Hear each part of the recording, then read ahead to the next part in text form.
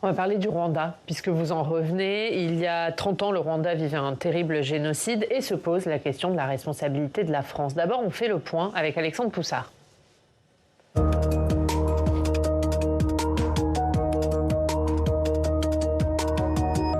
Bonjour Alex. Bonjour Ariane, bonjour Olivier Cadic. Bonjour. Et Alex, on commémore donc cette année les 30 ans du génocide rwandais. On va parler du rôle de la France dans quelques instants, mais d'abord un rappel des faits sur ce génocide. Oui, rappelons effectivement qu'il y a 30 ans, au Rwanda, ce petit pays au cœur de l'Afrique des Grands Lacs, il y a eu un génocide de 800 000 personnes, en majorité des Tutsis, ont été tuées par le régime rwandais Hutu entre avril et juillet 1994. Rappelons le contexte, depuis 1990, il y avait une guerre civile entre les rebelles Tutsis et l'État rwandais, dirigé par le groupe de population Hutu, un régime dont était proche la France à l'époque, dirigé par François Mitterrand. Et le 6 avril 1994, l'avion du président rwandais Hutu est abattu près de Kigali et le lendemain débute le massacre des Tutsis. La communauté internationale est restée impuissante pendant des semaines, pendant des mois. En juin 1994, la France, sous mandat de l'ONU, lance l'opération Turquoise, militaire, humanitaire, une opération destinée à faire cesser les massacres. Et en juillet 1994, les rebelles Tutsis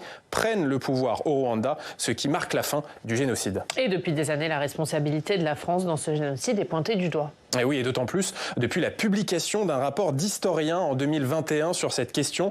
Ce rapport de 1200 pages, piloté par l'historien Vincent Duclerc, précise d'abord que la France n'a pas été complice du régime rwandais dans ce génocide, mais qu'elle est restée aveugle face à la préparation du génocide des Tutsis et qu'elle porte, je cite, des responsabilités lourdes et accablantes. En effet, à l'époque, l'Élysée avait été alerté par plusieurs sources militaires, humanitaires, de la préparation d'un génocide par le régime rwandais, mais François Mitterrand et ses collaborateurs n'ont pas réagi à ces alertes. Une absence de réaction qui s'explique, selon ce rapport, par, je cite, un soutien quasi inconditionnel de la présidence française au régime rwandais raciste, corrompu et violent, régime du président Juvénal Habyarimana. Et des armes avaient même été livrées par la France à ce régime quelques années avant le génocide. Le rapport d'historien qui salue uniquement l'opération Turquoise de juin 1994 pour cesser les massacres, mais une opération bien trop tardive, malheureusement. Alors comment Emmanuel Macron a réagi aux conclusions de ce rapport d'historien ? C'est Emmanuel Macron qui l'avait commandé ce rapport et il s'est appuyé sur ses conclusions pour reconnaître la responsabilité de la France dans ce génocide. C'était en 2021 à Kigali, la capitale du Rwanda. On l'écoute. Je viens reconnaître nos responsabilités. La France a un rôle, une histoire et une responsabilité politique au Rwanda. Elle a un devoir, celui de regarder l'histoire en face et de reconnaître la part de souffrance qu'elle a infligée au peuple rwandais en faisant trop longtemps prévaloir le silence sur l'examen de la vérité. Voilà, des mots très forts du président de la République. Alors, cette année, en 2024, pour la commémoration des 30 ans du génocide rwandais, Emmanuel Macron n'a pas souhaité se rendre aux cérémonies au Rwanda, malgré l'invitation du président Paul Kagame. Mais il a publié un message depuis l'Élysée, le dimanche 7 avril dernier. Et quelques jours avant, l'équipe de communication de l'Élysée avait donné aux journalistes le contenu de ce discours, avec des mots très forts qui devaient être prononcés par Emmanuel Macron. Je les cite, « La France aurait pu arrêter le génocide rwandais, mais elle n'en a pas eu la volonté ». Alors toute la presse à ce moment-là titrait sur cette déclaration avant même que le discours ne soit publié. Une déclaration qui a fait beaucoup réagir, notamment les militaires français qui avaient participé à l'époque à l'opération Turquoise. Et finalement, la vidéo publiée par l'Élysée n'a pas contenu cette phrase qui était annoncée. Emmanuel Macron a indiqué s'en tenir seulement au discours de 2021. Certains ayant vu un rétropédalage de la part du président français, mais l'équipe de communication de la présidence de la République a indiqué un malentendu entre ces équipes, les collaborateurs et les journalistes. Olivier Cadic, vous êtes rendu au Rwanda pour ces 30 ans du génocide rwandais. Est-ce qu'Emmanuel Macron aurait dû aller plus loin et vraiment prononcer ces mots, c'est-à-dire que la France n'a pas voulu arrêter le génocide ? Tout d'abord, il faut reconnaître au chef de l'État le courage, parce qu'il fallait du courage pour aller à Kigali, faire reconnaître, après avoir fait un travail sérieux d'analyse de ce qui s'était passé par des gens tout à fait neutres. Donc premièrement, il faut reconnaître ce courage-là parce qu'il n'y a pas beaucoup d'hommes politiques en France qui l'auraient fait. Et d'ailleurs, il y en a d'autres avant lui, le président Hollande, le président Sarkozy, qui ne l'ont pas fait. Donc il faut lui reconnaître ça. Donc il y avait une sorte d'omerta avant ? Il y avait effectivement, parce que c'est lié quand même à une co-responsabilité. Mais regardez le mal qu'on a eu en France à reconnaître une responsabilité lors de la collaboration de l'administration française. Donc il a fallu attendre Jacques Chirac. Et rappelez-vous ce que certains reprochaient à Jacques Chirac alors qu'il faisait cette reconnaissance. Donc là, on entend un peu chez certains politiques le même discours qui vont aller attaquer le président de la République parce qu'effectivement, les militaires français étaient engagés sur le terrain et ça serait une forme de désaveu. Mais la réalité est là. Et nous avons aujourd'hui un ambassadeur à Kigali qui s'appelle Antoine Anfray, qui était diplomate à l'époque, qui d'Ouganda avait expliqué ce qui allait se passer, le mécanisme de génocide qui était en marche, et que les plus hautes autorités de l'État, dont le président de la République François Mitterrand, n'a pas voulu tenir compte. Et la réalité, c'est qu'effectivement, la France, comme d'autres, ont laissé faire. Mais pourquoi, selon vous ? Mais parce que, si vous voulez, ce qui se passe, c'est qu'à l'époque, il y avait des accords. C'était pas du tout les rebelles Tutsis, comme vous le dites. Il y avait un accord pour qu'il y ait un accord entre les Tutsis et les Hutus pour diriger le Rwanda. Mais il y a eu cette volonté. Il y avait des Tutsis, une partie de l'armée de Kagame, qui était à l'époque à Kigali déjà, et qui a eu l'ordre de Kagame justement d'aller dans les rues pour aller se confronter, pour aller empêcher le génocide qui avait démarré. Quand vous dites, vous avez écrit une majorité de Tutsis, c'est un génocide de Tutsis. Ça aussi, il faut faire attention avec les mots que l'on dit. Évidemment, il y a eu des Hutus, quelques Hutus qui ont voulu protéger les Tutsis, qui ont été assassinés. Mais ce n'est pas une majorité. Il faut faire attention à tous les mots. Il y a quand même eu des Hutus modérés. Alors, appelez pas des Hutus modérés. Il y a des Hutus qui ont pris la défense des Tutsis qui allaient être assassinés. Donc, il y a des gens qui ont de l'humanité en eux. Mais c'est devenu, en quelques heures, c'est un basculement. Mais tout était préparé. Le génocide était préparé. On ne tue pas 1 million de personnes en moins de 90 jours sans que cela ait été préparé. Il faut voir le schéma qui était en place. Donc aujourd'hui, que le président de la République ait fait cette reconnaissance, c'était déjà fantastique pour la France. Je pense qu'aujourd'hui, on peut revenir au Rwanda. Et d'ailleurs, quand il est venu en 2021, non seulement il est venu pour faire cette reconnaissance, mais aussi dire qu'on allait s'investir avec le Rwanda. Aujourd'hui, la France est le deuxième prêteur bilatéral au Rwanda en 3 ans. Donc on fait un effort très important pour accompagner. Mais le Rwanda, c'est un pays qui se relève d'un génocide où les gens se sont affrontés. C'est un pays qui s'organise pour que les victimes, avec leurs bourreaux, se mettent ensemble pour faire repartir le pays. C'est un modèle de rassemblement. Donc moi, ce que j'aimerais, c'est que les Français regardent ce qui se passe au Rwanda, voient de quelle façon un pays peut se relever, s'unissent pour pouvoir préparer son développement. Ensuite, pourquoi il y a eu un sujet sur cette question-là ? Parce que en RDC, dans l'est de la RDC, il y a toujours des République démocratique du Congo. Voilà, en République démocratique du Congo, dans l'Est, il y a une partie de Hutus qui sont intégrés à l'armée de la RDC et qui ne rêvent que d'une chose, c'est de revanche et de finir le travail. Et donc, il faut voir un peu dans quel état on est effectivement au Rwanda, avec cette menace qui est juste à côté.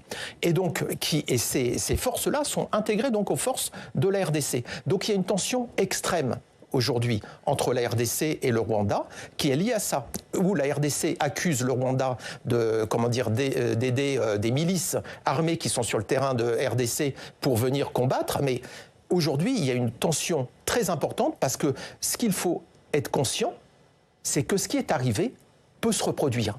Et là, aujourd'hui, et c'est ça dans la petite phrase qui a été retirée, c'est ça l'enjeu. Elle est où la France en ce moment par rapport à cette menace ? Par rapport au fait que le génocide pourrait recommencer ?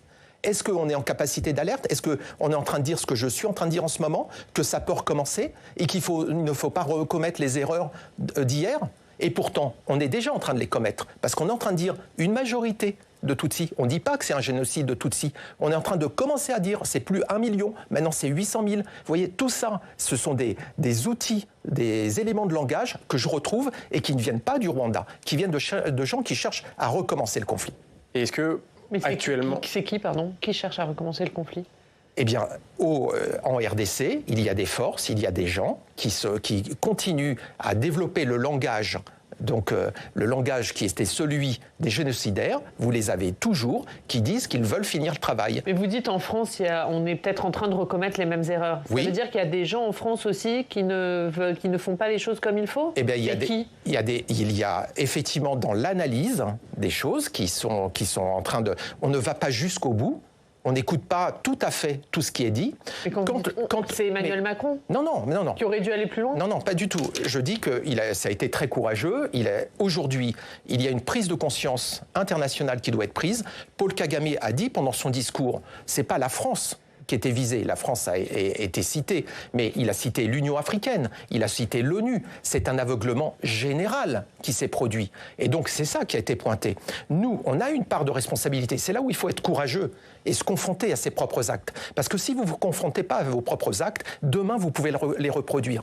Et donc, c'est ça qui est un enjeu aujourd'hui. C'est de regarder ce qui se passe au Rwanda, où on regarde ailleurs. Aujourd'hui, il y a des tas d'enjeux et de conflits. Mais ici, sur cette partie du globe, il y a aussi potentiellement un conflit qui peut redémarrer. Et c'est ça notre responsabilité. C'est de le regarder en face, de savoir que ça pourrait se reproduire et donc d'agir pour l'éviter. Vous parliez de courage. Est-ce qu'Emmanuel Macron aurait dû venir aux cérémonies des 30 ans du génocide au Rwanda, car il avait reçu l'invitation de Paul Kagame ? Il avait reçu l'invitation de Paul Kagame.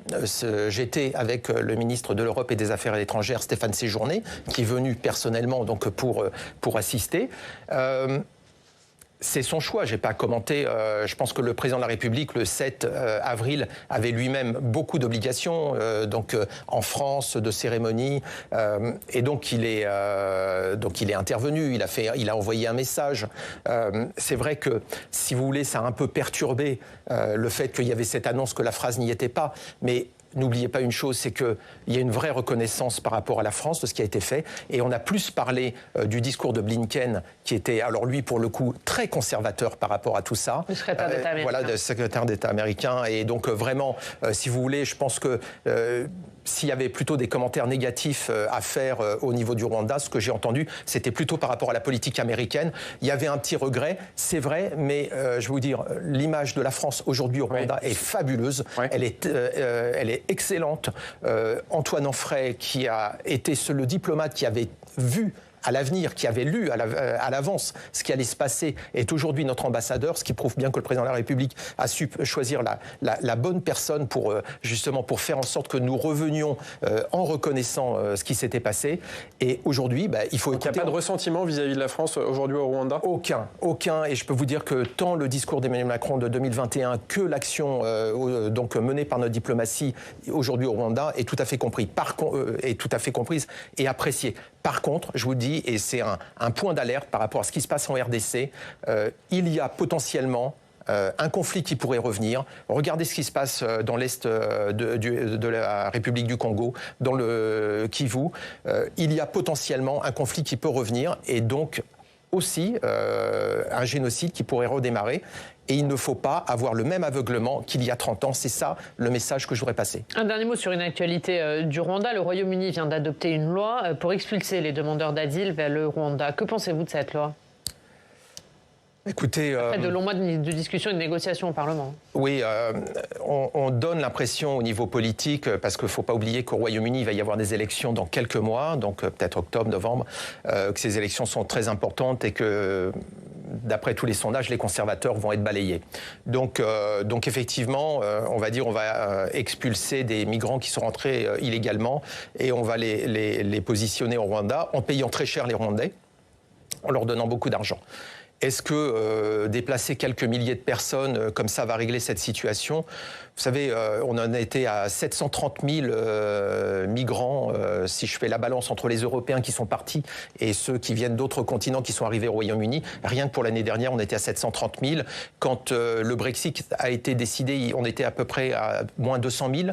Donc, avec Theresa May, on était à 350 000. Avec Boris Johnson, on est arrivé à 700 000. On est à 800 000 avec Sunak. On voit bien que ça n'est pas comme ça qu'ils vont régler le problème. C'est pas avec quelques milliers. On va revenir au problème dont je vous ai parlé tout à l'heure, qui est le trafic d'êtres humains. Et donc, toute cette organisation qui fait partie de la guerre hybride contre les démocraties, c'est ça qui est l'enjeu. Mais avec ces mesures... Ça veut dire juste qu'il paye le Brexit aujourd'hui, le Royaume-Uni, en matière migratoire ? Absolument. Tous ces grands discours, méfiez-vous des gens qui arrivent et qui vont vous dire je vais fermer les frontières, vous allez tout régler. Regardez ce qui s'est passé avec les Brexiteurs, qu'avec le Brexit, ça allait régler tous les problèmes. Regardez où ils en sont aujourd'hui. Regardez à quoi ils en sont arrivés. Même quand on parle des small boats, des petits bateaux qui traversent la Manche, c'est quoi? C'est une poignée de migrants. Regardez le nombre auquel ils sont confrontés. Ils rentrent par les aéroports. Voilà, c'est par là, par du regroupement familial. C'est comme ça que la majorité rentre. Mais on donne l'illusion qu'on agit au niveau politique en donnant quelques micro-mesures comme ça qui sont frappantes pour l'opinion. Et effectivement, mais on va payer à prix d'or le Rwanda pour accepter ça. Pour le Rwanda, c'est effectivement une bonne affaire. Et vous pouvez compter sur le régime de Paul Kagame. Et effectivement, ils ont l'habitude, avec des camps de migrants, c'est organisé, ils ont ça. Et donc, ils vont délivrer le service. Mais ça ne réglera en rien le problème de la migration, de l'immigration que nous vivons, non seulement au Royaume-Uni, mais partout, dans tous les pays démocratiques, soit l'Union européenne ou les États-Unis. Merci Alexandre.